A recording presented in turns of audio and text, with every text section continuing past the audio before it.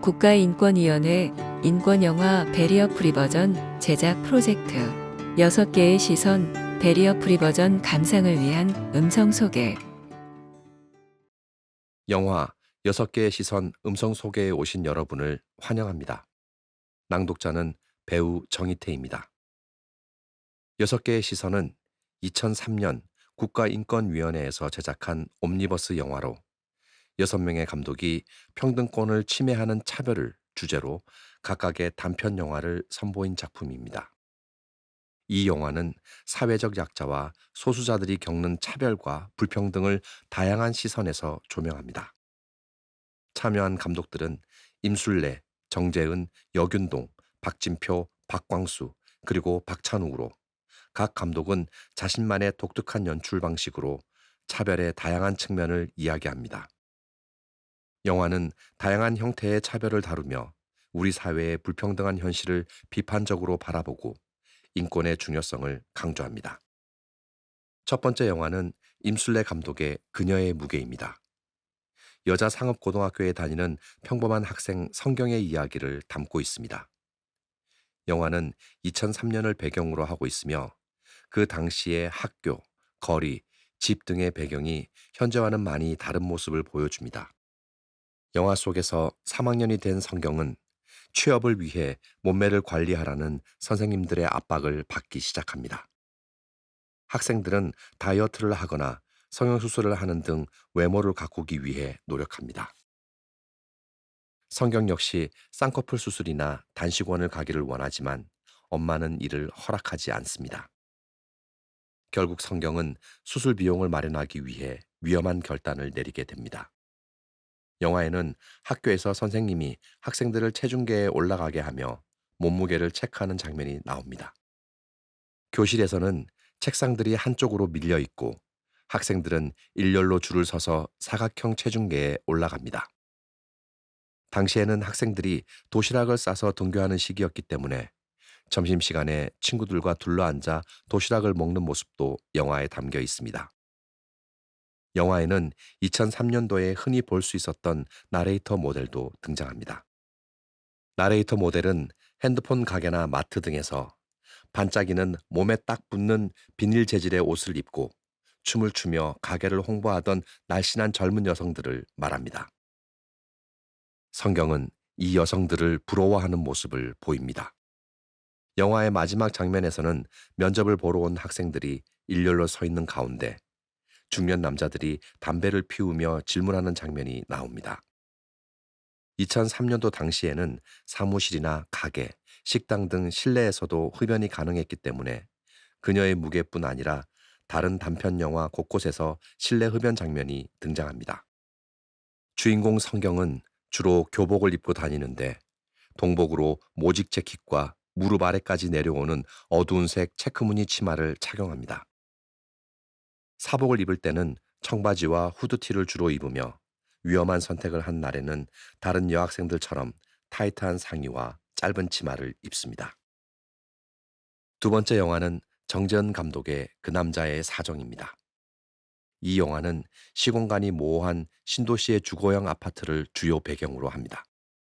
아파트는 가운데 공간이 뚫려 있어 주민들의 행동을 어디서든지 한눈에 볼 수 있는 구조로 되어 있습니다. 이곳에 사는 A는 성범죄 사이트에서 신상이 공개된 인물입니다. 이웃의 한 아이는 이불에 오줌을 자주 싸는 이유로 엄마에게 벌을 받는데 물을 주지 않거나 팬티도 입히지 않은 채 소금을 받아오게 합니다. 아파트는 회색빛을 띠며 늘 조용한 분위기입니다. 지하 공간에는 쓰레기 분리수거를 위한 쓰레기통들이 종류별로 자리하고 있어 아파트 전체에서 깔끔하고 단정한 이미지를 풍깁니다. 세 번째 영화는 여균동 감독의 대륙횡단입니다. 이 영화는 뇌성마비 2급 장애인 김문주의 일상적인 사건, 감정, 기록을 짧은 장면으로 구성한 작품입니다. 이야기가 바뀔 때마다 사각형의 틀에 그려진 단순화된 그림이 나타나 김문주와 주변 인물을 표현합니다. 영화 중간에 김문주 씨가 가족들과 식사하는 장면에서는 장애인 이동투쟁을 전하는 뉴스 화면이 등장합니다. 광화문 이순신 동상 앞에서 장애인도 버스를 타고 싶다라는 현수막을 걸고 시위하던 장애인들이 경찰에 잡혀가는 모습이 비칩니다. 특히 문주의 친구가 처절하게 잡혀가는 장면이 송출되며 이를 계기로 문주가 큰 결심을 하게 됩니다. 문주의 결심 부분은 음성 해설 버전으로 직접 확인하세요. 네 번째 영화는 박진표 감독의 신비한 영어 나라입니다. 이 영화는 학부모들의 극단적인 영어 교육 열풍을 다루고 있습니다.